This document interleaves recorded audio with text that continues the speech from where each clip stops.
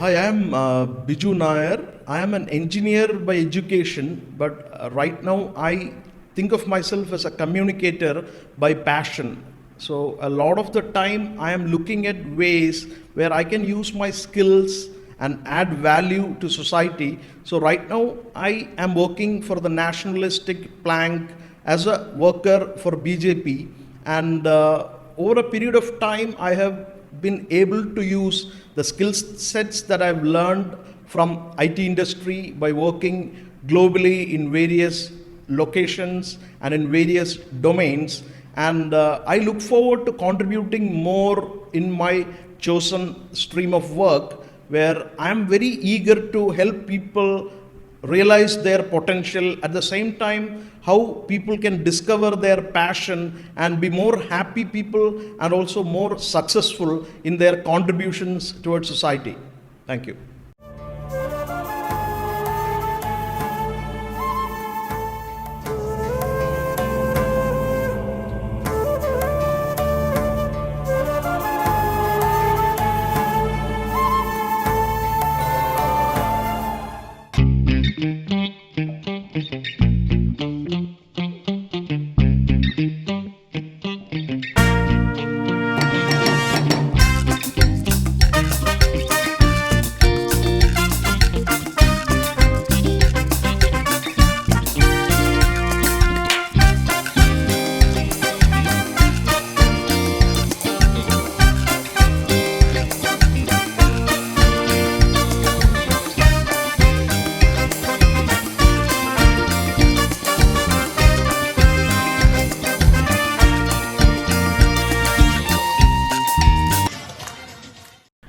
Usually politics എന്ന് പറയുമ്പോൾ എല്ലാവർക്കും പേടിയുള്ളൊരു ഫീൽഡാണ്. അപ്പോൾ ആ ഒരു ഫീൽഡിലേക്ക് ഇറങ്ങാൻ, ദാറ്റ് ടു ഒരു safe and secure IT career with MBA from IIM, അപ്പോൾ അങ്ങനെയുള്ളൊരു സ്പെഷ്യലൈസ്ഡ് ഫീൽഡിൽ നിന്ന് മാറി പൊളിറ്റിക്സ് ആണ് പാഷൻ എന്ന് പറഞ്ഞ് തിരിയാനുള്ള ആ ഒരു moment, how did it actually dawn to you? Okay.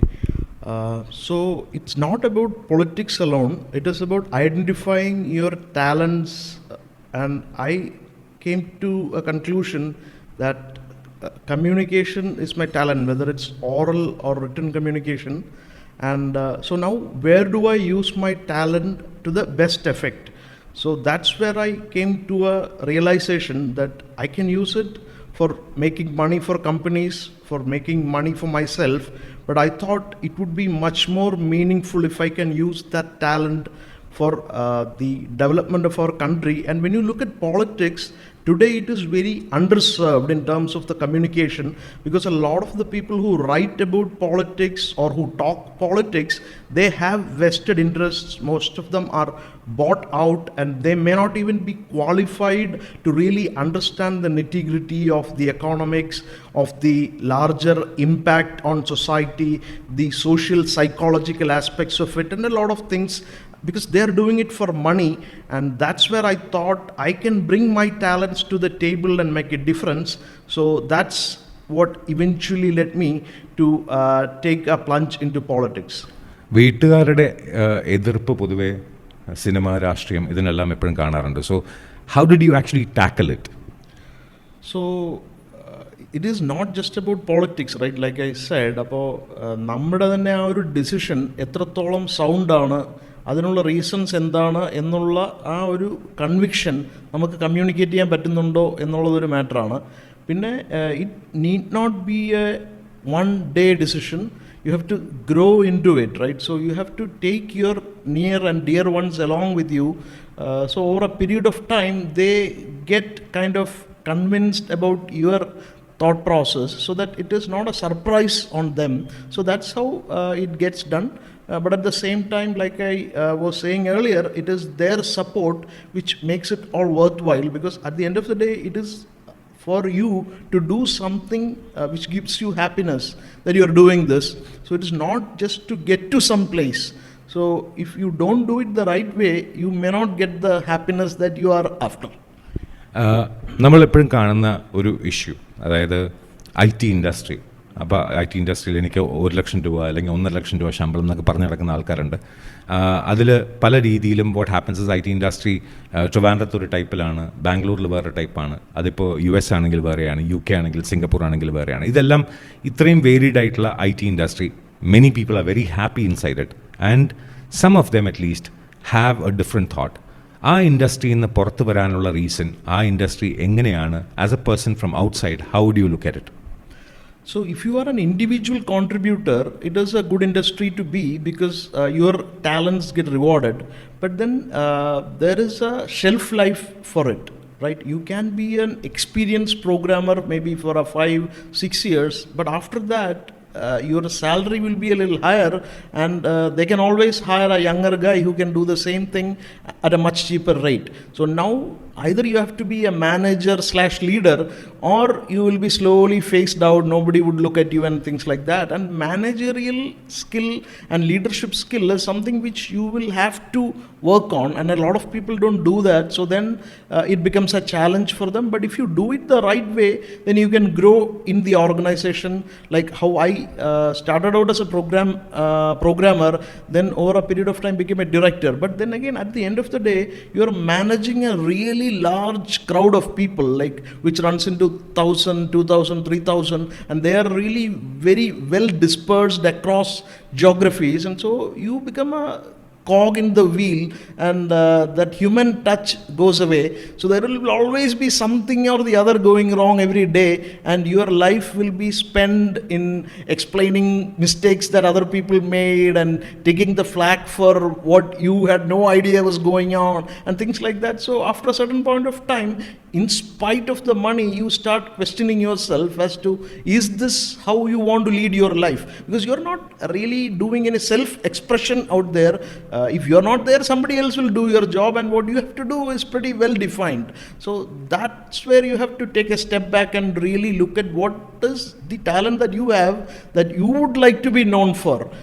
When you do something, you can proudly say that, yes, this is what I did and I stand behind this. So that kind of an ownership in terms of what you do is not there after a certain point of time. So that's where, if you want something like that, then you will have to look elsewhere. But if all you need is a stable, good, safe job with a lot of money and all the associated fringe benefits, and I think IT industry is as best as it can get, especially for an Indian, I think who have come from the middle class. I think this is great life. You get to see the world, you get to make a lot of money, and you get a lot of varied life experiences, like how I got when I was in the US, and even in the US I could travel a lot and things like that. So I would never say anything bad about the IT industry, but at the same time, you also need to know where the buck stops in terms of your rewards are not proportional anymore for the stress that you take, for the effort that you take, and also for the talent that you bring to the table. So that evaluation each person has to do independently, and if you do it right, I think you will start to see some revelations, and then you will have to act on it.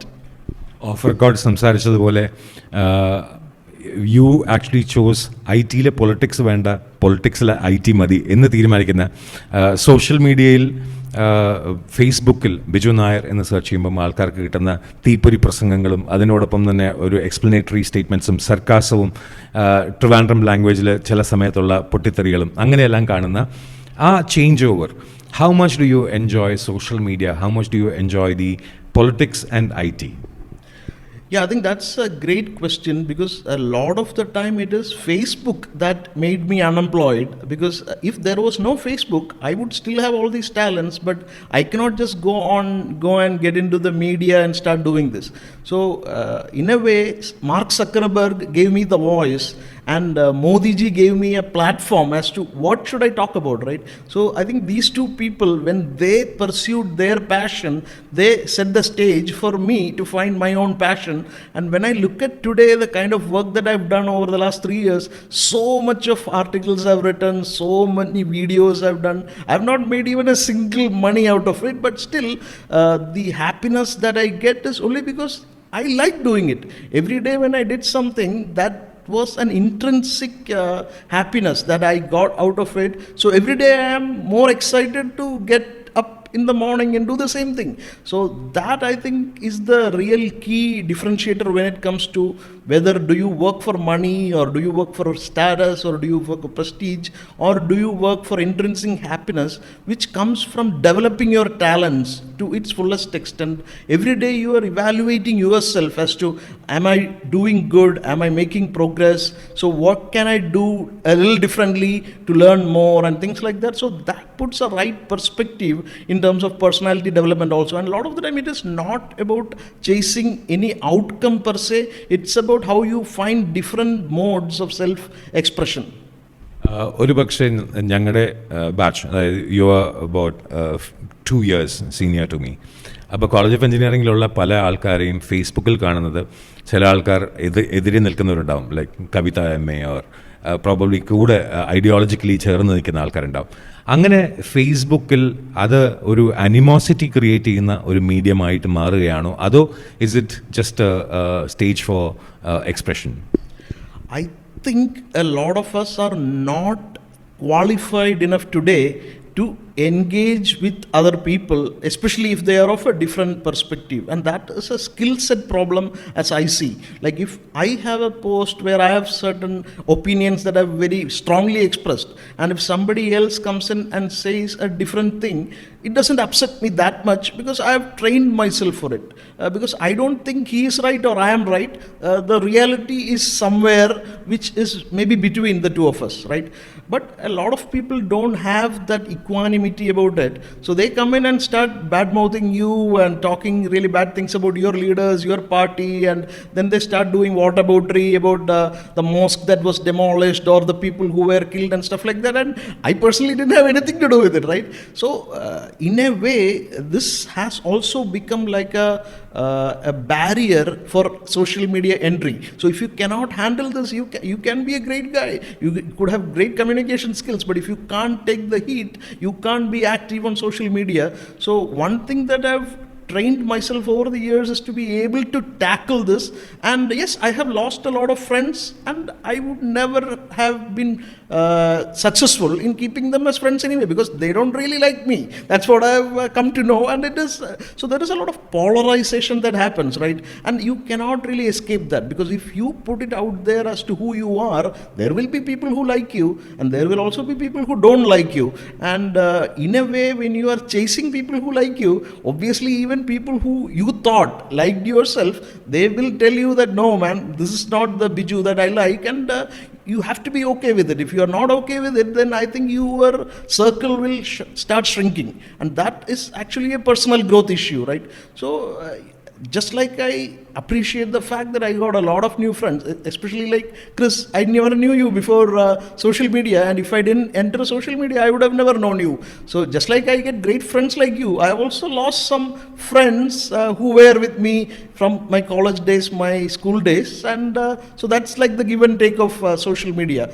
And I think if we all educate ourselves in terms of how to handle this, practice that skill, then you can develop the equanimity that is required to because every day we are being like a loudspeaker, we are saying things which everybody can listen to, everybody can criticize, and they may not have the same opinion as you, so it is quite natural. So how do you handle that? I think that's the training issue, the skill set issue that I'm talking about.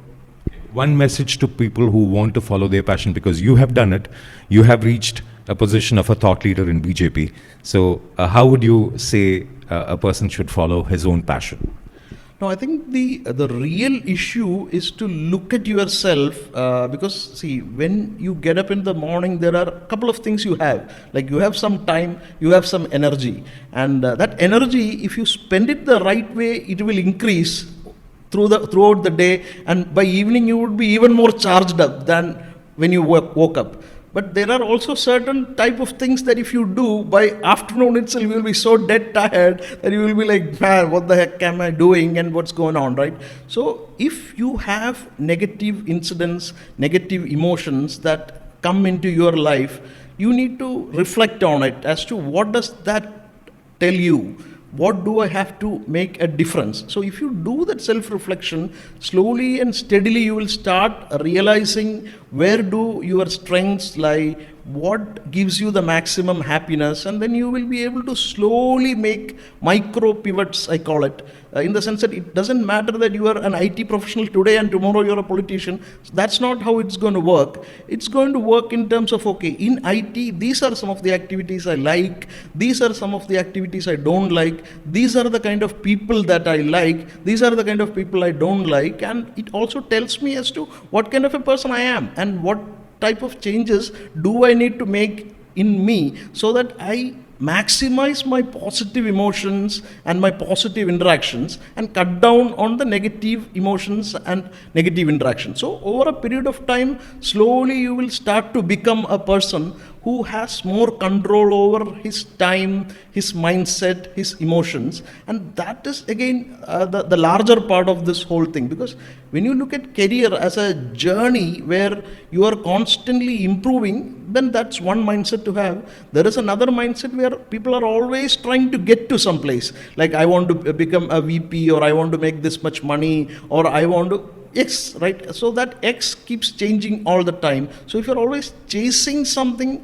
then maybe that's not the right way to look at it. But if you look at it as a journey, then slowly and steadily you will be moving towards areas where you like, and that I think is the cornerstone of it. Because of late we have seen a tendency where career is becoming more like things that you do which you don't like, and then you make money, and before you even have that money, you spend it on things which you are trying to impress people who don't even like you, right? So that is where you need to take a step back and realize as to what do you want, and when will you start looking at your needs and your desires, as opposed to trying to please others as to what others are expecting from you. And when you make that cut, then life would be entirely different. And it is not that people are going to disown you right away. We think that people are going to step away from us, they may not like us and things like that. But if you keep communicating with people around you and explain your thinking to them, they would be very interested, and maybe some of those guys may be even curious as to what is this guy up to. And that, I think, is a better way to engage with people. And I have done all my moves very publicly, from the day I said I'm quitting IT to joining politics, and even in politics, whatever I'm trying to do, I've done it things very publicly. So in a way, to be able to confidently express your thoughts with a proper logic is also a part of all this transition. So if you don't have your inner game right, then I think it becomes a problem. You will always be confused. So I think the first step is to get your inner game right, and then you start communicating that to others. Take the feelers as to how it's being perceived, and slowly make your move. Take one day at a time, make micro steps, but good progress, and slowly I think you will get to the direction where you're going. Again, I don't consider myself as a person who is chasing one goal or one milestone. It is just, okay, what can I do today? Am I happy with that day? How did it go? What are my learnings? Then repeat. So it's like a rinse and then repeat kind of a thing, and I think that works. We actually understand from your thought process that it is not the destination but the journey which is to be enjoyed the most, and life is such a journey where the destination is not so desirable as much as the journey is.